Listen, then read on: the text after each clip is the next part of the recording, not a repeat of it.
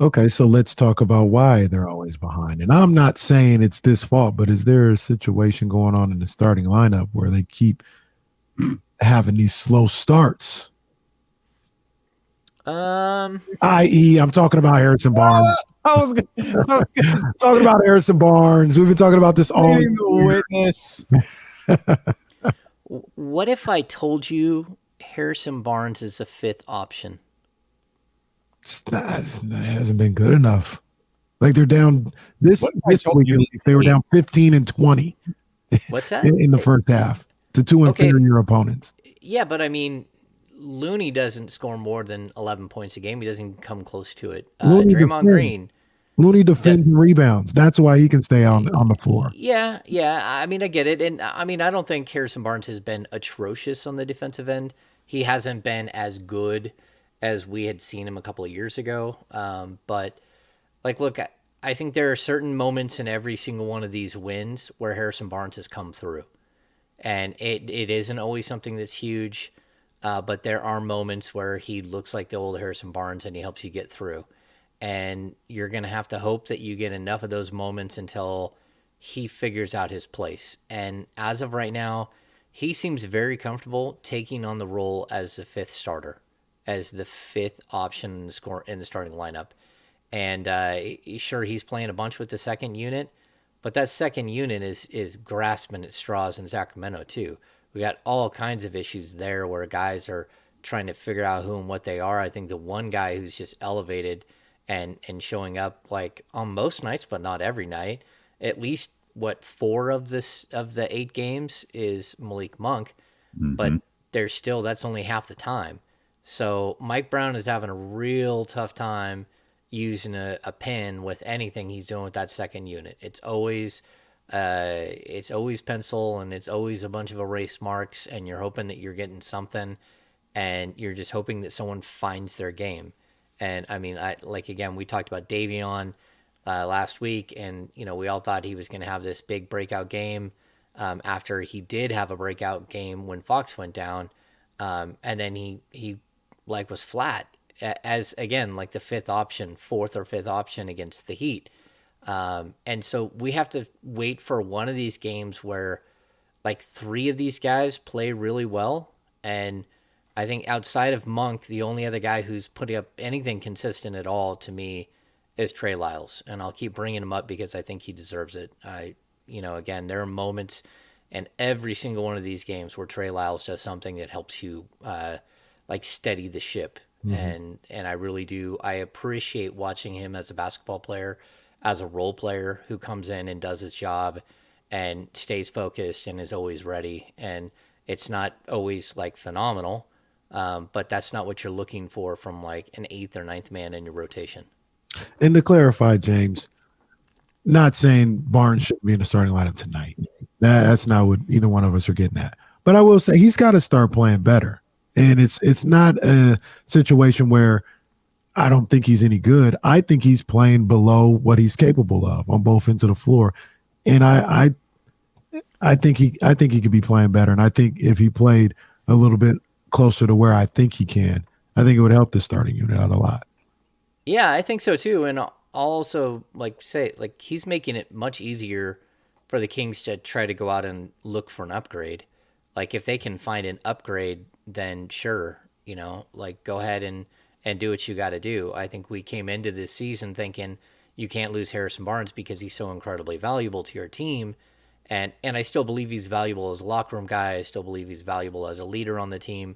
But as a player, I think that there are plenty of players out there that can get you 11 points and 5 rebounds and play like at least the defense he's playing and Mm. maybe better. And I don't even think it's hard to find that player. I don't like there are teams already that are like looking around trying to make some moves and trying to get better, and maybe he's a player that makes sense to them and as a restart, and maybe they have something younger and under contract longer that makes sense to the Kings. But I certainly think that if he continues on as trending the way he has been, where he's okay, but he can't hit a three ball, like Mm. that's one of the biggest mysteries. It's like getting beat like by a more athletic player or being outmatched by a 6'10", whether Banchero's a rookie or not. I mean, Banchero's a 255-pound man bearing down on Harrison Barnes. Mm. Like, Harrison Barnes is going to get beat in that situation. And, like, look around. I mean, every guy on that front line, who could Barnes have guarded? Like, Wendell Carter, maybe? Like, who's going to stop any of those guys? They're just bad matchups for you. But, again, there are plenty of players out there that can do what Harrison Barnes does if this is who he is now. And maybe you can move off of his contract as an expiring contract. Certainly his value isn't as high as it once was, especially what's he shooting, like 11% from three, 12% from three. It's been pretty brutal. Will KZ Okpala ever play professional basketball for the Sacramento Kings again? I mean, I warned you guys of 4 this. seconds left in the half, he will. I told you guys. That's very true. You guys thought I was joking. You thought I was overanalyzing the KZ Okpala situation. Harrison Barnes is shooting 18.5%. And by next week, he could easily be shooting 33%. We'd be like, hey, Harrison Barnes looks fine again. Yeah. Like the KZ thing. You are over analyzing. It's just really weird to see it in practice. Like, okay, he can guard Steph Curry out the gate. He can guard Ja Morant in the first quarter. But when it comes to the third quarter, that's crazy. Can't have him guard him in the third quarter. I mean, this is kind of the way it goes. I told you guys in the beginning, there are 8 guys that are going to play. Whoever that 9th man is, that ninth and a half man, like, we don't know who it could be. And Trey Lyles has jumped up and taken one of those jobs. And to be honest, Rashawn Holmes is relinquished one of those jobs for the most part. And so now you're sort of looking at maybe an 8-man rotation that includes like 2 half men in Lyles and Holmes. And then whoever's going to play those extra minutes, it's going to depend on one night to the next. Sometimes it'll be Terrence Davis. Sometimes you'll get extra minutes for Herter at the 3 or Monk because he's playing really well. I still don't think it stands out to me. We still are not seeing enough combinations of, like, we haven't seen Fox, Herter, and Monk on the floor hardly at all. We haven't seen Davion, Monk, and Herter on the floor. These 3-guard sets that I think could really work well. And it's just, this team needs more time in the pot to simmer. And I don't have any answer for why this Kings team needs more time in the pot to simmer and the Utah Jazz don't. Like, I don't know why that is, that one team gets it right out of the gate. And we can say that Will Hardy is like a genius and the greatest coach in the history of the NBA after 8 games. But at the same time, like, we have to watch and see how this thing plays out long term and how other teams make adjustments to what they're doing. And it seems like we're seeing a nice steady growth by the Kings, which I think is almost better than coming out and just being incredible and then facing the reality 3 weeks in that really you weren't nearly as good as everyone thought you were when they were writing all those positive stories about you. I don't know. Davion, Rashawn, or Harrison, who are you most concerned about?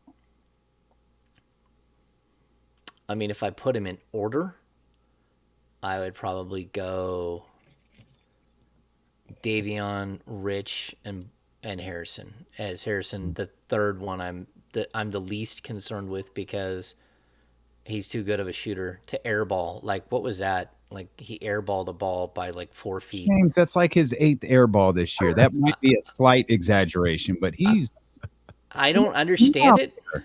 I don't understand it, but at the same time, I know you guys keep thinking that I'm really hard on Davion, but you are. I need him to fit in and play the offense that everyone else is playing. And it's tough, but I'm just, that's what I'm looking for from him is, like, show me that you are playing the same game that everyone else is playing, and then we can go from there. I thought Davion got a raw deal in the second half of the game on Saturday. He had some tough foul calls that I didn't think were fouls. Like, one was an offensive foul for, like, slapping a guy's hand off his, like, it.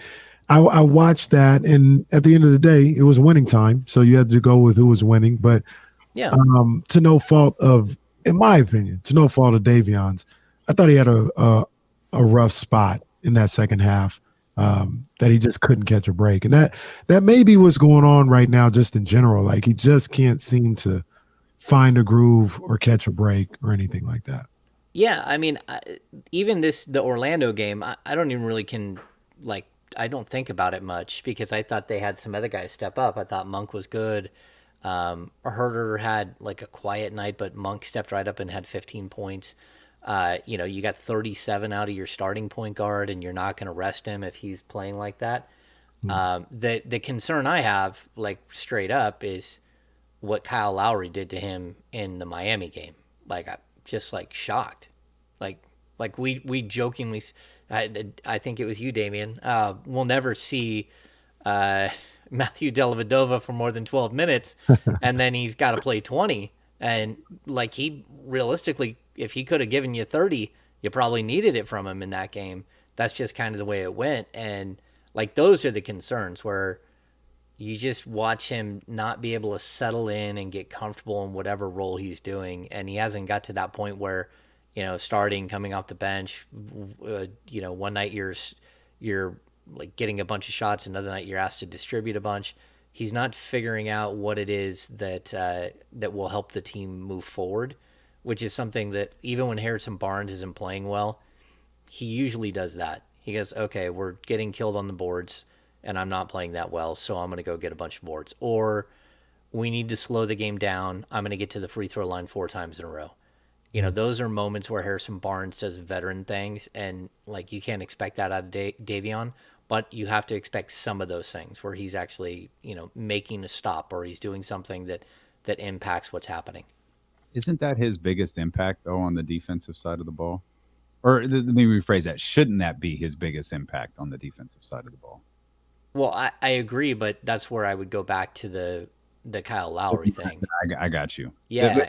And that was my concern. We talked about that the next day, that didn't Kyle Lowry was cooking Davion that game. And I was like, that doesn't feel like a Davion. That's like something's off with it. Like, we could talk about what he does on offense, the decision he makes on offense. I don't think we've ever had a discussion about Davion being off on the defensive end. Yeah. With that Miami game being a very glaring exception. Yeah, I think he's searching, and that's what you're seeing. You're seeing a player, we saw it with Mike Brown as a coach, where he's searching and he's throwing whatever he can up against the wall. And that just tells you that Davion doesn't have his real principles of who and what he should be set. And we thought he probably was further along in that because he's an older second-year player. I mean, again, he's 24. So is Kevin Herter, so is Malik Monk, so is De'Aaron Fox. They're all 24.